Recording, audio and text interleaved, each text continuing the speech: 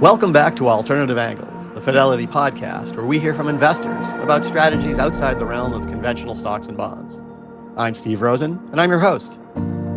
As I prepared for this episode on collateralized loan obligations and was thinking about their structure and performance, what came to mind was a science fiction spaceship hall of fame. Picture the marquee gallery in this imaginary museum. On the one side, there's the Starship Enterprise, and on the other, it's the Millennium Falcon. Both are of sophisticated design and engineering, and they're built with resilient defenses that enable their famous captains to thread through asteroid fields, absorb battle damage, and contend with whatever conditions are out there as they strive to complete the mission. To my mind, a well-constructed, well-managed CLO bears similarities. From a distance, it may look like a mysterious vessel of financial engineering in the constellation of structured credit acronyms. But zoom in on how it's built and how it works, and what emerges are several specifications that have powered the durable credit performance of the asset class. First, there's a portfolio of senior secured loans. Next, there's structural credit enhancement. Then, add in protective covenants and compliance tests. And, last but not least, a manager steering through credit cycles and market technicals to deliver cash flow and protect the capital base. With me to discuss collateralized loan obligations are a pair of colleagues who've been on the bridge for more than 3 decades. Kevin Nielsen is a leveraged loan and CLO portfolio manager, and Tim Hartshorn heads CLO capital markets and structuring. Supported by an experienced group of credit analysts, traders, and technologists, Kevin and Tim lead Fidelity's CLO platform, which has issued CLOs and retained the first loss equity tranche for nearly 25 years. Kevin, Tim, welcome to Alternative Angles. Steve, thanks for having us. Sorry I didn't bring my captain's hat. Next time I'll remember to be wearing it. Sure. Well, to start us off, why don't you tell us about your career and how it evolved to your current position? And Kevin, let's start with you. Sure, great. So I started right out of college working for a rotational program at the no longer in existence GE Capital, which did financing for General Electric's different businesses, and ended up in the commercial real estate group there doing real estate finance. So that was my entry into the credit world. And then after that, I went to work for a REIT for a couple of years, working on M&A, so still in real estate, but at that point got my first taste of corporate finance. We were looking at buying, potentially buying other REITs, so more corporate M&A. And then went back to business school, and when I came out there, I really started in the levered credit world at a high yield and loan investment manager on the institutional side. And while I was there, I worked on the first deal that they created, but then got poached over to Fidelity in 2006 and became a loan PM in 2013 after being an analyst over a variety of different industries. And then in 2018, joined the BallyRock platform, which is Fidelity's US CLO platform, and been doing that ever since. Great. And Tim, how about you? Good afternoon, Steve. I'm actually the old man of the group. So I started my career actually on the sell side back in 91, did do 2 years in their business school, but basically spent 12 years on the sell side, starting out on the equity capital markets front. And then prior to coming to Fidelity, spent 8 years trading corporate bonds, both IG corporates and below investment grade corporates in the EM group. I joined Fidelity in 2003 as the leveraged loan trader. And at that point in time, we were working on issuing BallyRock 2, which is our CLO business. We issue under the BallyRock name. I was pulled in to work on that deal and have worked on all of our transactions since then. We grew the business. We had grown to about $3.5 billion by 2020, and I was pulled into my current role as head of CLO capital markets and structuring, given the size of our business at that time. We're now up to about $9.5 billion. Great. Well, I can certainly relate to your backgrounds, having Kevin been in the real estate business, and actually I started at a finance company myself. So we have that in common. And Tim, I certainly remember working with you many years ago to set up a leverage facility for another Fidelity product. So that was fun.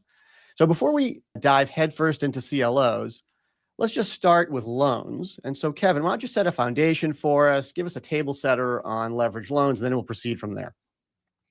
Sure. I think for people who are familiar or not familiar, you should try and start at a big picture level and Loans are sort of the sister product to high yield bonds, but they're a little bit different. What makes them the same is that they're lending to corporations to fund their businesses for various purposes, for M&A, for investment, and so on.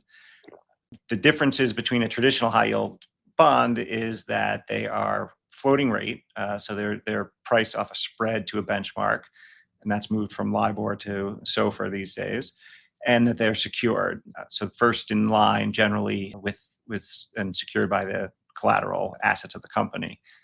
And so the big thing I think to think about is that they're below investment grade companies. So it's usually double B and single B rated companies, at least to start. And because of that, credit is really important, and credit work is really important in terms of what you're picking to put in, into the portfolios.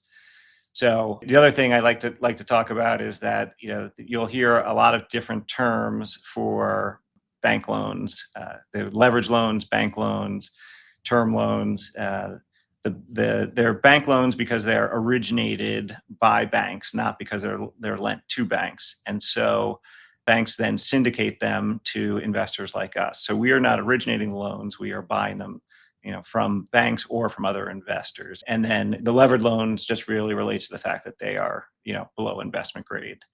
So the thing about the loan market is that because they're below investment grade, default rates are higher. But that being said, because they're secured and because they're first lien, historically those recovery rates are higher than the high yield unsecured bonds.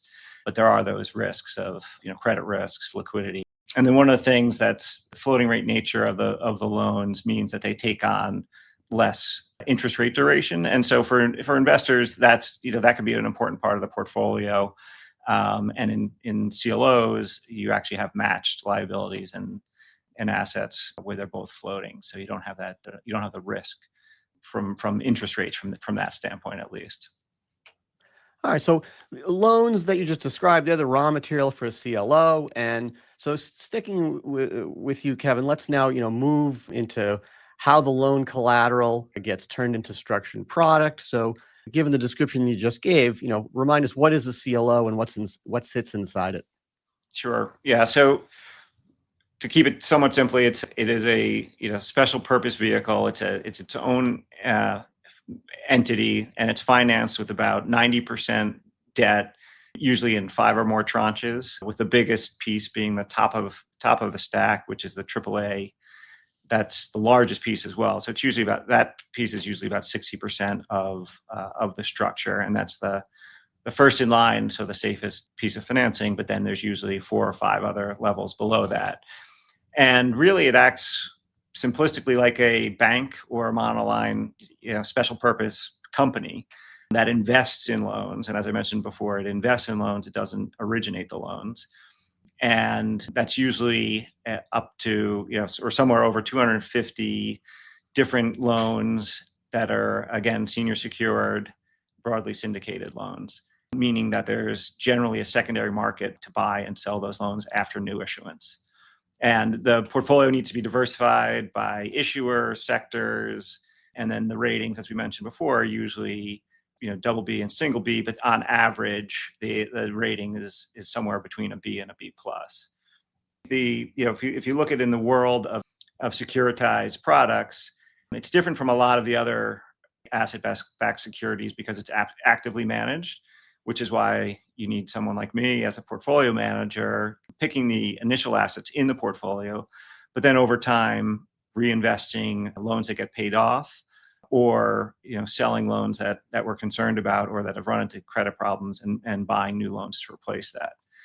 And in addition, there's some rules and limitations, and as a result, there's some self-correcting mechanisms to keep the different levels of investors safe should things go wrong. The other thing is that it's typically has about a 5-year reinvestment period, and after that period, there are much more constraints on the ability to reinvest repayments. And so what typically happens is that if you get to that point, the structure starts to amortize down its liabilities as loans get repaid, and it will sort of be self-liquidating over time. But the interesting thing is that over the life of that CLO, there's usually opportunities to refinance the liabilities if the markets get better on that side, and that'll help you lower the costs. But then there's also opportunities to reset the CLO, which is the ability to push out its liabilities again and sort of reset that reinvestment period, and then it extends the life of the vehicle. So these are pretty long lived vehicles that are usually last 7+ years and can keep being reset and continuing beyond that. And that really gives us as the manager opportunities to play for the long term and to take advantage of opportunities that come up and when the credit cycle moves up and down. Okay, thanks for that explanation. Now, turning to you, Tim, how does this CLO come together from the warehousing of the collateral on through to pricing?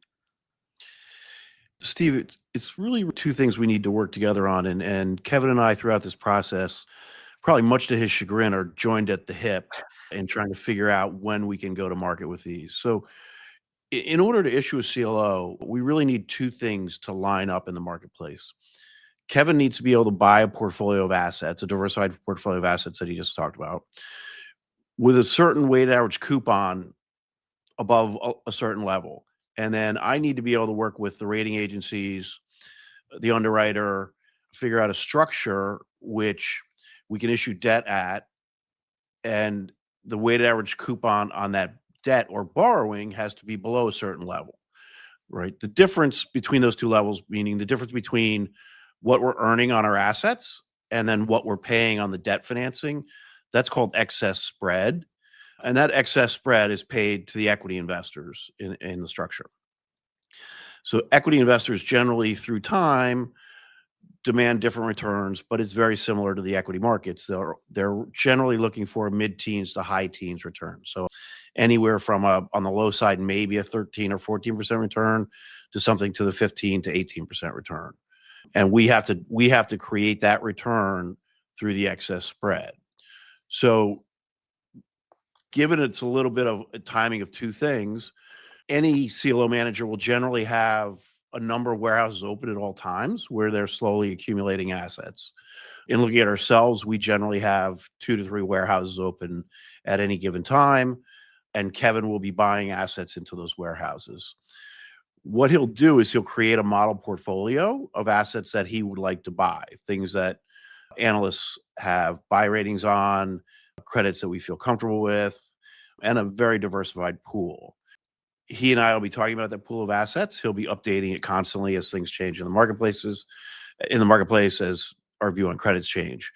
I'll take that model portfolio as it is and work with the rating agencies and the underwriters to think about how much leverage we could put on that portfolio to get different ratings on the tranches of debt. And we'll know what debt investors are looking for in the marketplace. When we see a window in which we think we can issue the debt at a low enough interest rate to generate enough excess spread to hit those 15% equity returns, then we'll begin marketing the deal. Typically, we'll go out and look for AAA investors and then work our way down the stack. Okay. So you've done this many times over a long period of time, and over a couple decades now, the loan and CLO markets have grown pretty substantially. I believe today the loan market's about 1.4 trillion, and the CLO market is about 900 billion of that. So, Tim, staying with you, what changes have you seen during this period of growth? It really has been a substantial period of growth. I mean, you mentioned we're over 900 billion. We're actually close to $1 trillion through this year, just under $1 trillion of CLO liabilities and equity in the marketplace. Obviously, the first thing we've seen is a dramatic increase in liquidity of the liabilities. If we look at secondary trading CLO liabilities year to date, we're averaging just under 20 billion a month. And so it's become a very, very liquid marketplace as we've grown in size. And sort of thinking about some of the changes, the number of investors has increased significantly, and the type of investors has truly broadened. We're seeing asset managers create ETFs and open-end funds or or other types of funds that actually allow retail investors to participate in this marketplace, which is generally, historically, has been a place just for institutional investors and QIBs. Investors become much more sophisticated, and we've seen significant advancements in technology systems, which investors can use to analyze the structures, the portfolio management performance, the returns of the CLO, and really measure CLO managers against one another and measure their individual CLOs against one another. We've also seen regulatory changes impact the market. Europe in particular has been quite busy on this front. Similar to the US, in the late 2017, 2018, they announced a number of regulatory changes over there, which were designed to protect investors. The US also put in a number of changes, regulatory changes, but the CLOs, they actually reverse course with the BSL CLOs that we're discussing here today, primarily because we are putting together pools of assets and we're not creating the assets and putting them into the structure. But if you think about things that are changing, the European regulations have changed quite a bit over the past 2 years, and you're seeing managers evolve and make changes in order to comply with those. And we've also seen ESG impact our market. It impacts both the US market and the European market. Different investors have different demands depending on what they're looking for. And so that has impacted the market as well. Okay, interesting. You had mentioned, Tim, about putting the assets together in your response just now. And Kevin, going back to you, you're the point person for building the asset side of the CLO balance sheet. So tell us about that process. Tell us about your investment philosophy and the resources you rely upon. Well, I think the main thing about investing in credit in general is that it's a very, very asymmetric asset class. You just don't have upside.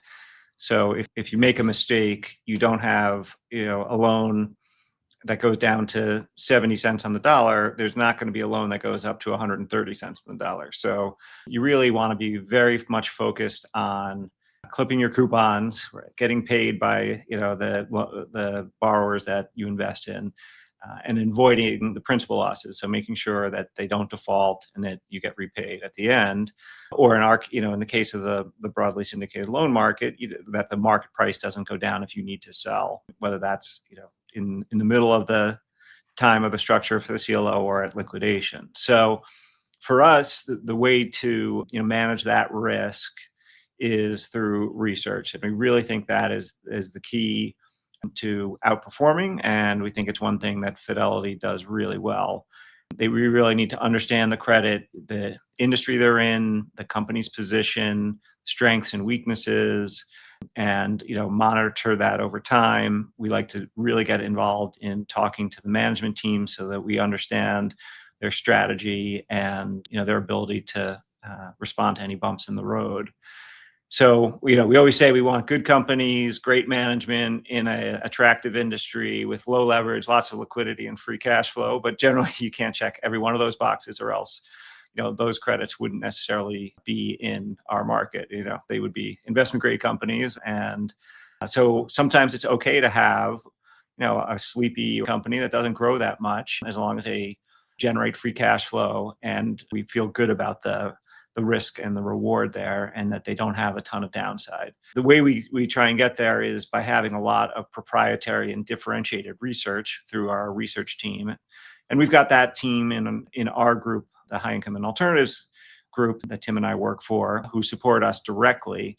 But we also are very fortunate in that we can take advantage of Fidelity's broader research team in our other asset classes like equities and the investment grade debt.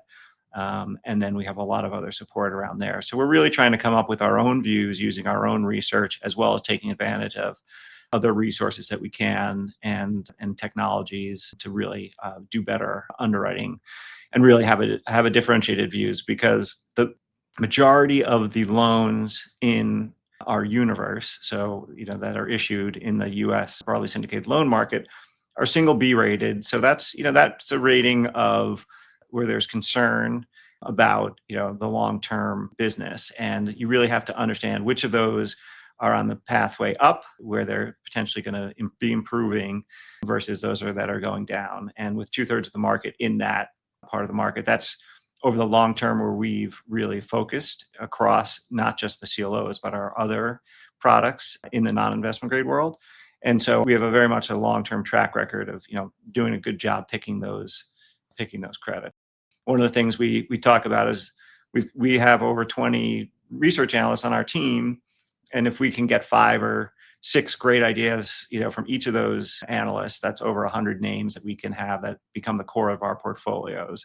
And that's really the way that we look at it, is we want to be overweight in the credits that we feel the most comfortable with, where we have the most confidence that those are going to continue to be good credits and hopefully, continuing to improve over time. So working with that as our sort of core, we put together a mix of diversified companies that are performing, because you're not really looking to take on excessive risk within the CLO structure because of the high leverage. You can't really take big swings. You're not, we're not looking at distressed opportunities when we're buying loans for the portfolio, because our real focus is maintaining the collateral that we have in the pool, and not having to take credit losses through defaults or restructurings, or having to sell loans that are deteriorating well below par.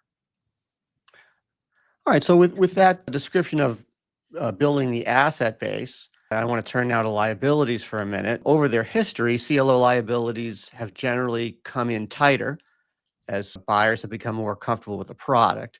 So Tim, could you tell us about the institutions that buy CLO liabilities? Who are they? How has their participation evolved? And to what degree, if any, has that evolution affected the way you might structure a transaction? So if we look back or think back to prior to the great financial crisis, the deals that were being issued in the early 2000s, late 1990s, were really being sold to banks and insurance companies. These are sophisticated investors. They're also investors that don't need a ton of liquidity. They're really looking for longer term assets that fit, that they're able to match up against one of their liabilities. And so it was primarily just those two buyers pre-GFC. Post-GFC, and really over the past, call it 8 to maybe 10 years, we've seen a dramatic expansion in the investor base, and really a broadening of the investor base. We still see banks and insurance companies. They're still an incredibly large portion of the market, but we're now seeing pension funds, we see hedge funds, we see asset managers, we see ETFs. That's probably been, in the near term, the largest piece of growth of the market is in the ETFs. We see sovereign wealth funds, we see family offices. So we really see a broad range of investors. I mean, first and foremost, I think it's increased liquidity in the product. There's a significant amount of secondary trading. I mentioned earlier, we're averaging 20 billion, just under 20 billion per month year to date in secondary volumes. You've seen dramatic increases in primary issuance and in resetting and refinancing activity as well. So it's just driving a bigger marketplace that can handle larger deals, that has liquidity when investors want to get in and get out of the marketplace. Those are sort of the high level or very obvious evolutions there. When I think about the structure, it really allows us to truly maximize leverage and help to minimize the cost, particularly when Kevin is outperforming other managers and investors are interested in our product. We're seeing deals rather than historically with just a AAA tranche, a AA tranche, a single A tranche, triple B tranche, and double B tranche. We'll often see CLOs now tranched up into, 2 AAA tranches, maybe 2 AA tranches, anywhere from 2 to 4 triple B tranches. And that's really driven by investor demand for certain ratings or for certain subordination at the level they want to buy. And so you're truly able to maximize the leverage and to reduce your costs by addressing numerous investors' needs. That said, we're still very often choosing to partner just with one or two investors and really design an entire vehicle for them.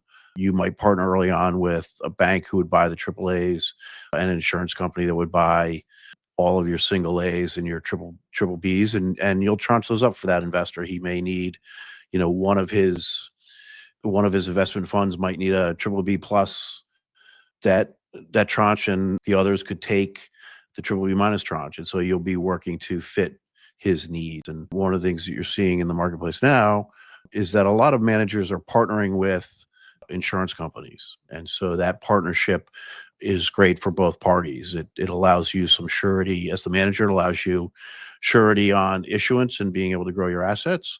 And as the insurance company, it allows you access to product that really fits your needs and you're able to customize for your needs.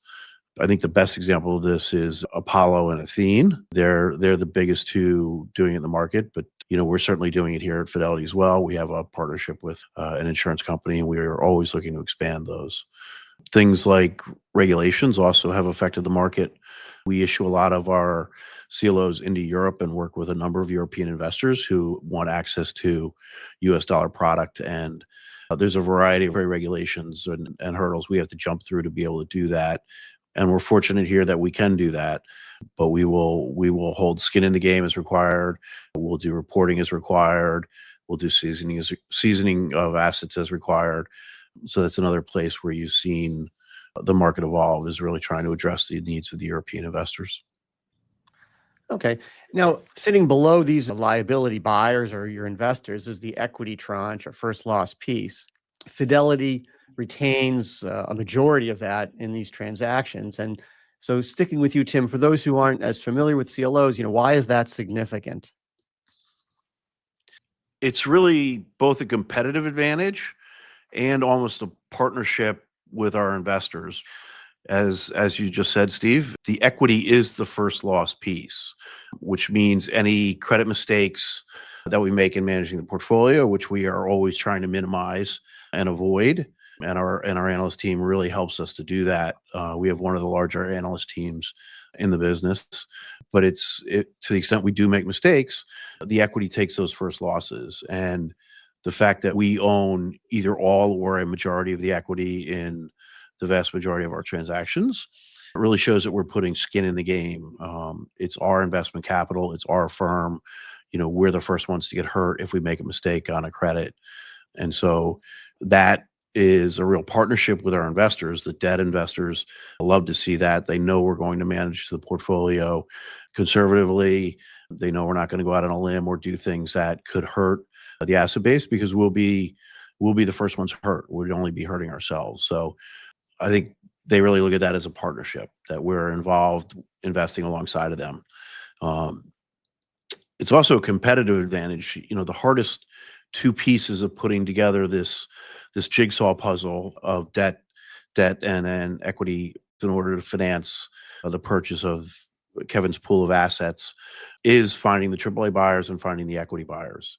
And the fact that we're able to buy, if we choose 100% of the equity, typically we're choosing to buy, a majority, somewhere around 65%. And it gives the debt investor surety that we'll be able to get the transaction done, because we don't need to find equity buyers to do that. We just need to find the debt buyers. And that ensures large investors who are buying our liabilities, not just on one deal, but consistently across all our deals, they know we'll be able to get the deal up and down, i.e. priced, and they know we'll be able to stick with our cadence of what we talk about, which is doing 3 or 4 new issues per year. Okay. Now, Kevin, Tim just mentioned not taking undue risk. And so I'm curious, staying with the idea of equity retention, to what degree does your equity retention change, if at all, your approach to credit selection? Yeah, so we really try to be managing the portfolios pretty consistently, whether that's our CLOs or other loan portfolios. And as Tim mentioned, the retention of equity on our balance sheet really aligns us with other investors.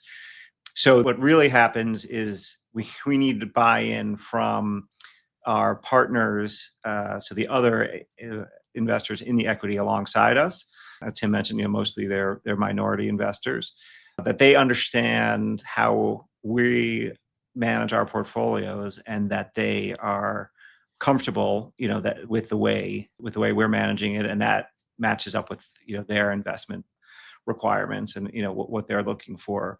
Because we're not going to typically be the most aggressive in playing for equity returns as much as looking to support the entire stack. And our view is, you want to maintain as much collateral value, so as much par value of those underlying loans for the life of the portfolio, and so to continue to generate returns to the equity for the long term. And there are some strategies that take more aggressive portfolio positioning upfront that generates more free cash flow to the equity, because you're taking on riskier loans that have higher spreads and therefore generate more cash in upfront, but may then lead to lower recoveries or higher default rates or restructuring rates. So I think that's a little bit more of the alignment, is that making sure that our co-equity investors feel comfortable with the way that we're managing the portfolio, rather than us on the other side thinking about who that equity money is coming from and trying to change the portfolio for what their needs are. So we spent a lot of time talking with investors and making them understand our strategy, and we try and be as consistent as possible, so that we can maintain our long-term track record and keep the style consistent across the life of each individual CLO, but also the portfolio of CLOs. All right, now the interplay between equity retention that the two of you have just talked about, and liability, investor appetite, and transaction structure matters. And that brings me to think about credit quality and risk management. So let me go back to you, Tim. CLOs have been pretty resilient through the cycle. So could you talk about the credit metrics of leveraged loans, the underlying collateral, and what CLO features have proven durable for the benefit of your liability investors? And are there any vulnerabilities that you might see?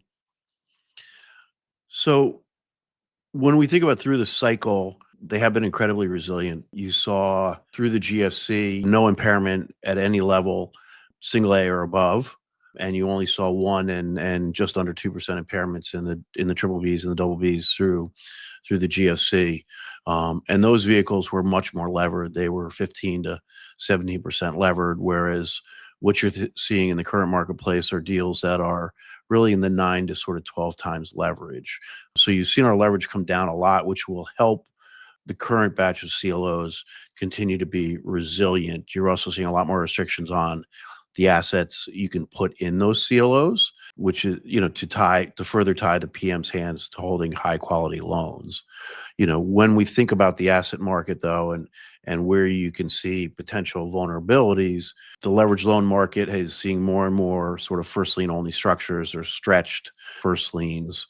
You're also seeing, in some of the credits that have hit or had problems this year, you're seeing, off balance sheet financing being added to those companies through factoring or other ways of leveraging their inventory or leveraging other assets that aren't encumbered by our liens. And so you're seeing recoveries decline. We use long-term recovery data to think about how to structure the CLOs to protect investors. And as recovery rates decline, that will impact CLO debt tranches and how CLOs perform in the future. I also think you're seeing some managers move away from really trying to take no interest rate risk. And one of the things we're seeing as a way to improve metrics is some managers are opting to buy some longer duration bonds. And you have to be very careful there, because you are mismatching your interest rate bets in there, but they're doing it to improve metrics, really OC tests.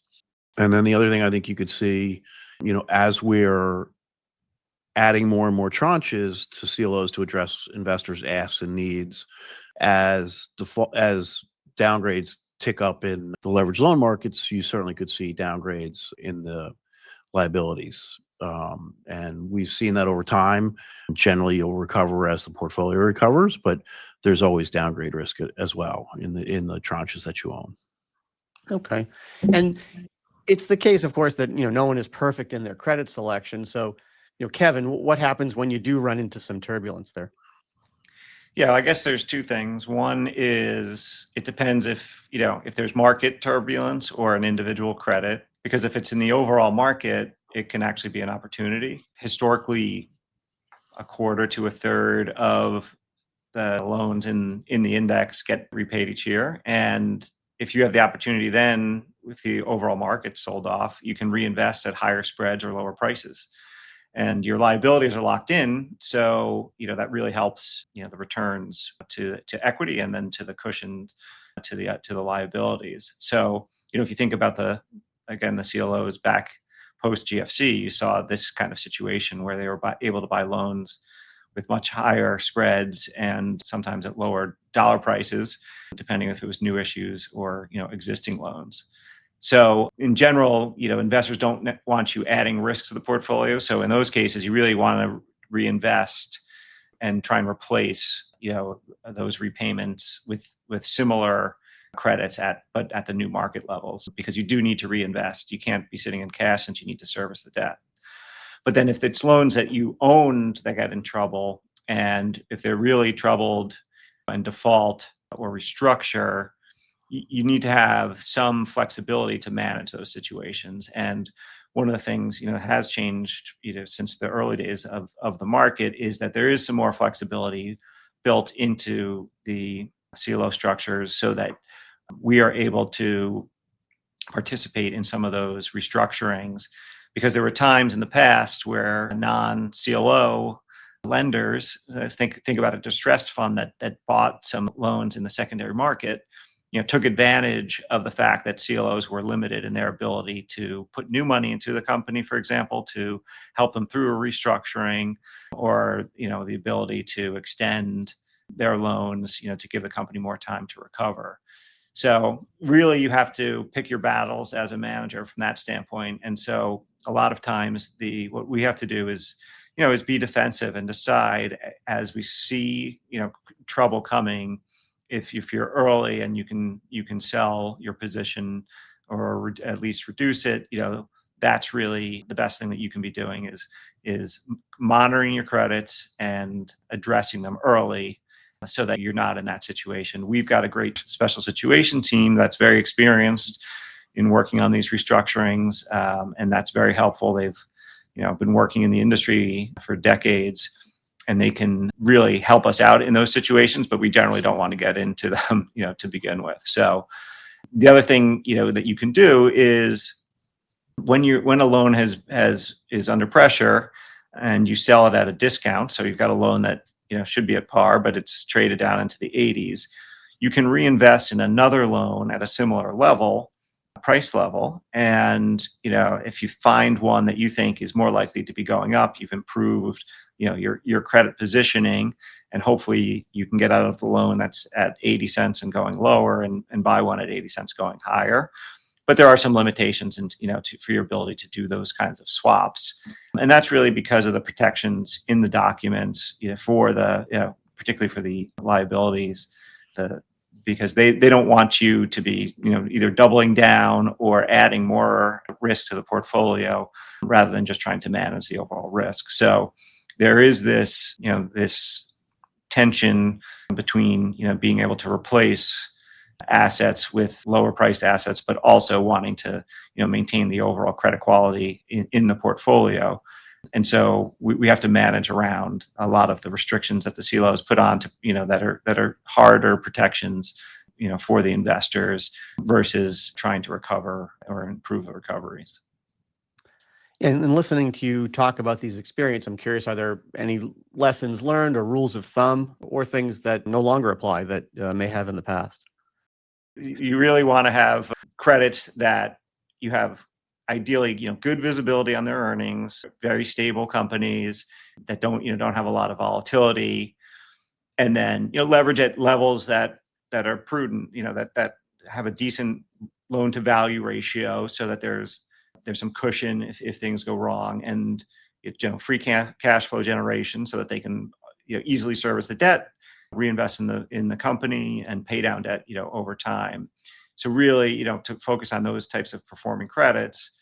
I wouldn't say what no longer holds, but what has been declining over time is, it used to be that if you got the fundamentals right for a credit, over the long term, you'd be in good shape. So if you had a company that went through a downturn, or there was a recession, but you were right about the quality of the business, its ability to earn over a cycle, and the general fundamentals of the industry it's in, you'd be fine. And if things went wrong, you had enough cushion again on the value of that franchise versus the debt you've loaned to it. And there just may be a period you have to get through.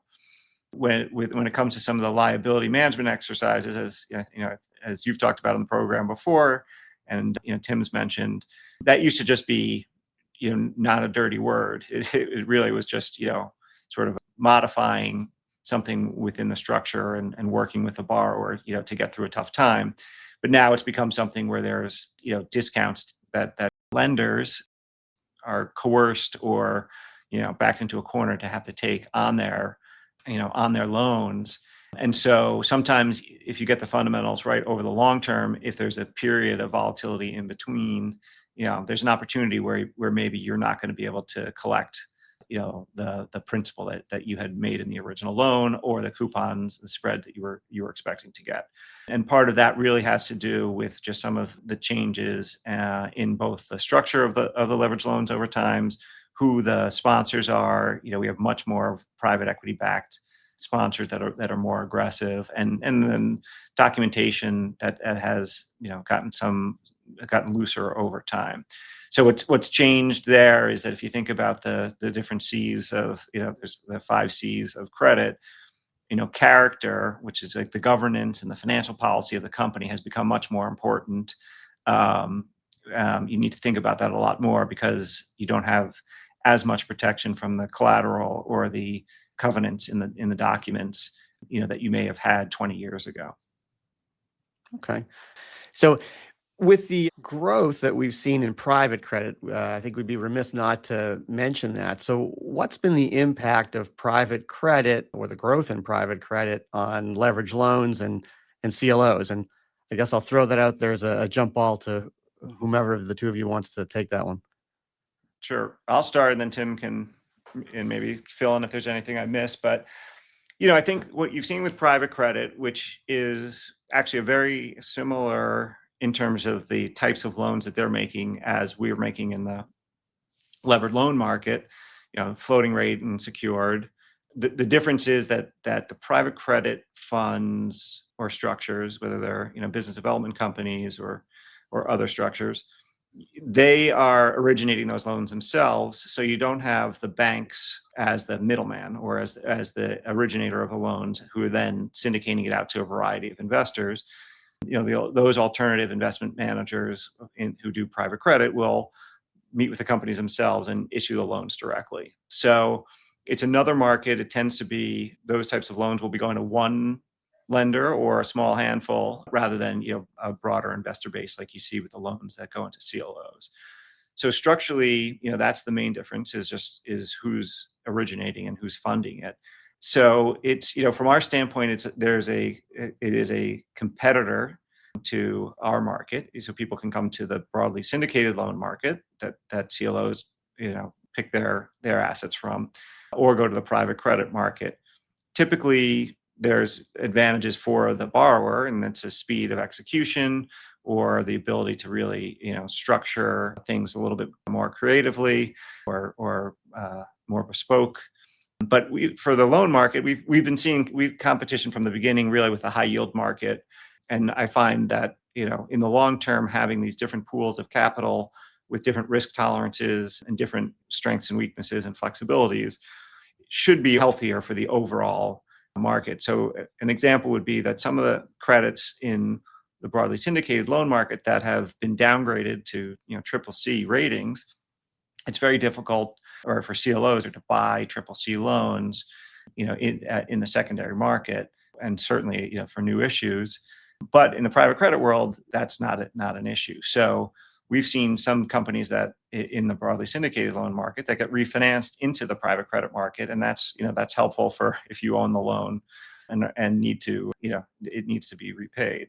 Similarly, you'll see things go back and forth with the high yield market. So I think in the long term, having more liquidity in the market is helpful, but what you do see is that it's limited the amount of new supply coming to our market, because some of that has gone into the private credit with its growth over time.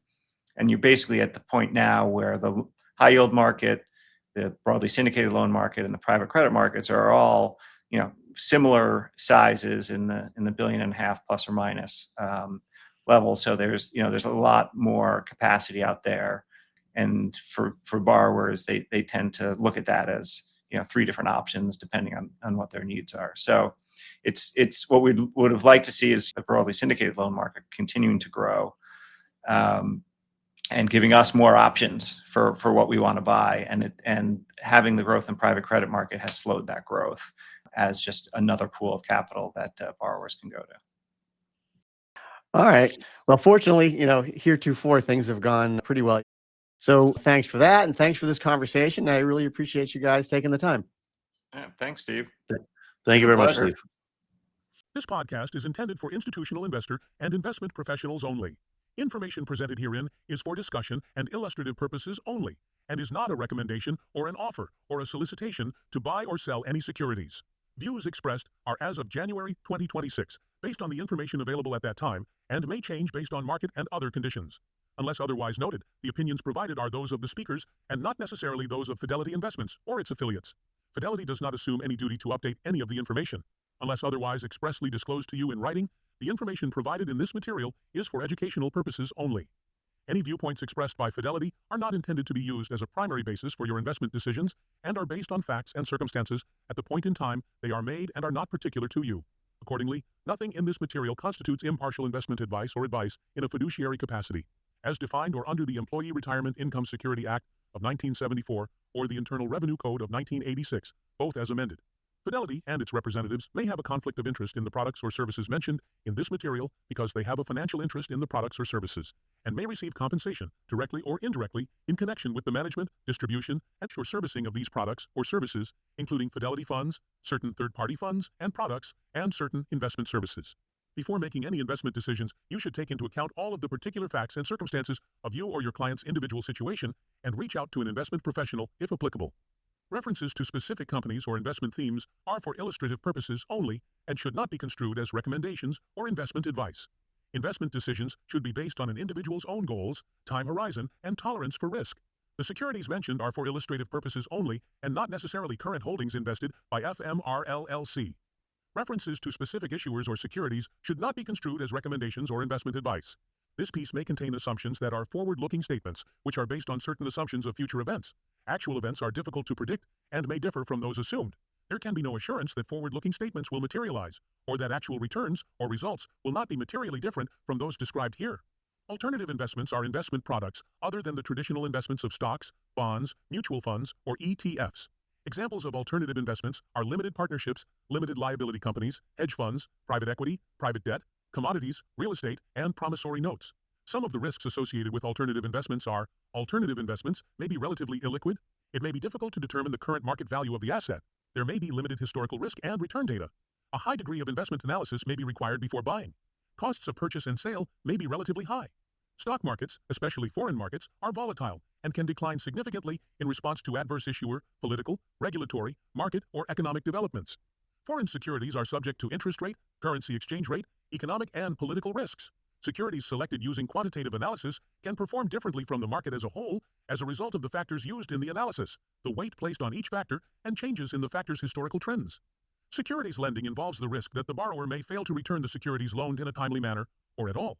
If the borrower defaults on its obligation to return the securities loaned because of insolvency or other reasons, a fund could experience delays and costs in recovering the securities loaned or in gaining access to the collateral. ETFs are subject to market fluctuation and the risks of their underlying investments. ETFs are subject to management fees and other expenses. Unlike mutual funds, ETF shares are bought and sold at market price, which may be higher or lower than their NAV, and are not individually redeemed from the fund. Past performance is no guarantee of future results. Investing involves risk, including risk of loss. Fidelity Investments provides investment products through Fidelity Distributors Company, LLC, clearing, custody, or other brokerage services through National Financial Services, LLC, or Fidelity Brokerage Services, LLC, members NYSE, SIPC, and institutional advisory services through Fidelity. Institutional Wealth Advisor, LLC, copyright 2026, FMR LLC, all rights reserved.